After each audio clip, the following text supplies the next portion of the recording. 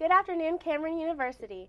This week in SGA, President Ross met with members to discuss budget issues, CU Supports You, and campus construction. We will take a look at senator profiles, and President Brown is here to give us an executive board update. All this and more coming up on This Week in SGA.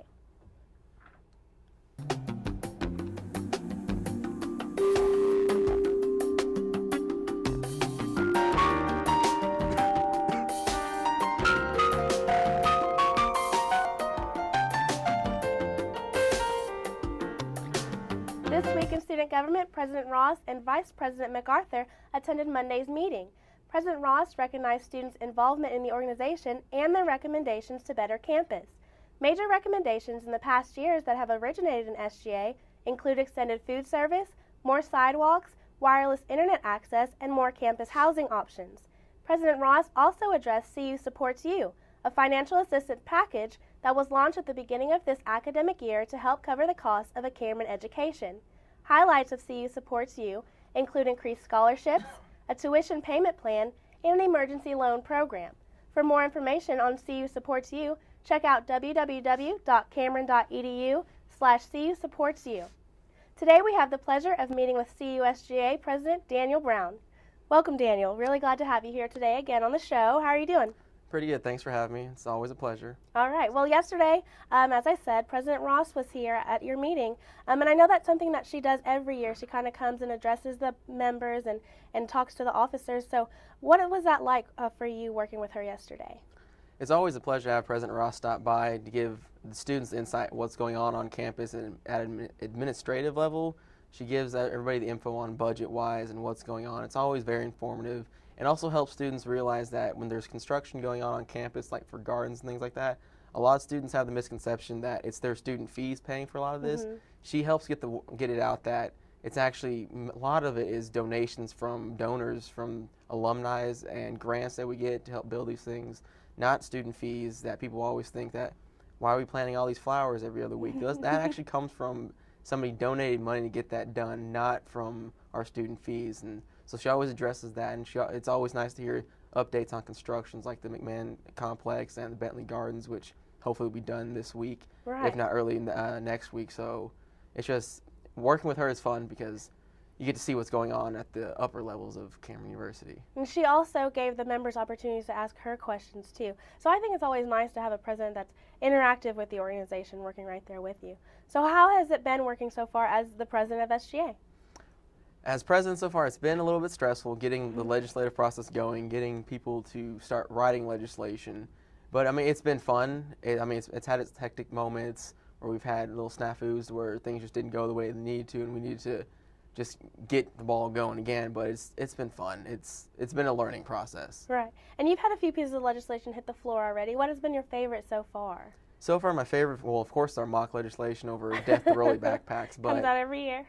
Pretty much every year it comes out. But like the real one I've liked so far is about increasing housing on campus for students, because it basically sparked a lot of debate, got people involved in it, and we had a really good debate go on. Had two senators come up, senator and representative come up and speak, and proponents and opponents on the matter. And I realized that, for one thing, we had two amazing speakers in student government that I had known beforehand.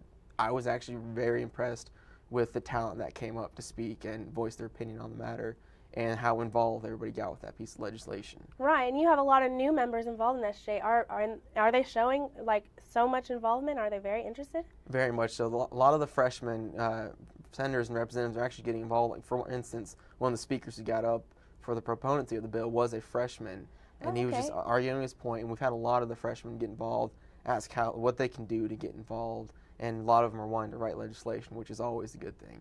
Right. Well, CUSGA reporter Mitch Watson was at the meeting, and he got a chance to catch up with a few members, so let's take a look at their senator profiles. This week we'll take a closer look at two members of SGA. Newcomer Jennifer Hoffman is spending her first year as a senator.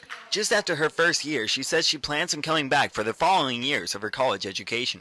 I think if I stay in it, then I'll have 4 years that I'm going to Cameron. I'll have 4 years of say in what goes on at Cameron. Because I also go here, so I also want to make Cameron a better place. Not just for other people, but also for myself. I guess that means selfish, but I think that if I go here too, that I should have a say in what goes on, and I think that would be a good way to say it. Hoffman says she's getting used to SGA, but she's still kind of lost during some parts of the meetings. As she gets used to the procedure, she says she's gaining more than experience through SGA. I think SGA can give you confidence. It can have that confidence to speak what you want to say, because some people are very shy and maybe they don't want to, but if you have that question, then maybe you can build up the confidence to say it. So I think it can build you confidence and maybe boost your self-esteem up. Jessica Kirk ran for SGA this year and is now serving her second term as a senator for the School of Biology. With a year of previous experience, Kirk says she's still learning. All the procedures, I'm used to them more, but there's still some things that people say that I don't know just because there is so many and it takes a lot to remember them all. So. Kirk says that students asking questions concerning new legislation is the most important process in student government. She says questions can help clear up any confusion from legislation and can help improve the bill. Yes, people are writing the legislation, and there may be things that the author of the legislation missed on there, and asking questions to clarify certain things do help us get to the actual point and help everyone else in SGA understand what the legislation is really about and where the money is going to come from and what exactly the legislation is. So, and that'll help us better whenever we're voting on legislation, so they'll have a better understanding of it. Until next week, this has been Mitch Watson reporting for This Week in Student Government. During President Ross's visit this week, she addressed campus construction. The Bentley Gardens will be completed by the end of this week, but the official dedication will take place sometime in the spring. The business building is scheduled for the dedication on Wednesday, November 4th at 5:30 p.m.